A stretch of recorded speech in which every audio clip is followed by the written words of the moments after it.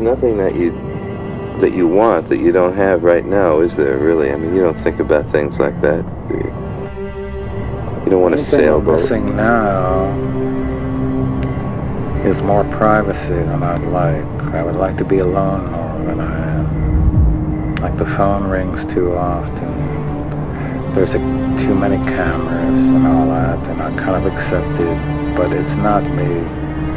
When these things are gone, I go back to the room and I become myself again. Oftentimes, I'll pull down all the shades like I used to, just lay down in a room for 5 or 6 hours just alone.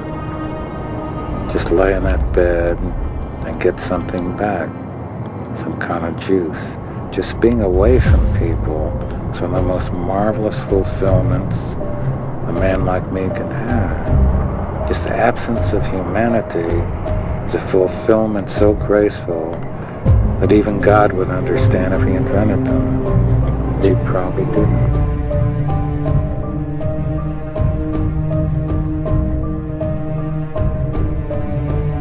There's something I want to tell you about the stress and how we have to look at stress, okay? And I think it's an important thing because many people have told me from my lectures it's the one thing they remember, okay?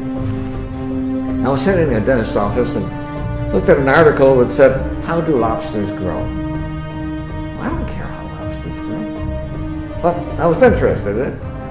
And it points out that a lobster is a soft, mushy animal that lives inside of a rigid shell. That rigid shell does not expand. Well, how can the lobster grow? Well, as the lobster grows, that shell becomes very confining. And the lobster feels itself under pressure and uncomfortable. It goes under a rock formation to protect itself from predatory fish, casts off the shell, and produces a new one. Well, eventually, that shell becomes very uncomfortable as it grows right back under the rocks. And the lobster repeats this numerous times. The stimulus for the lobster to be able to grow is that it feels uncomfortable.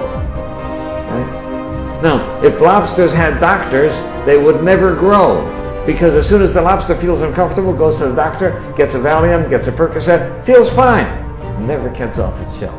So I think that we have to realize that times of stress are also times that are signals for growth. And if we use adversity properly, we can grow through adversity.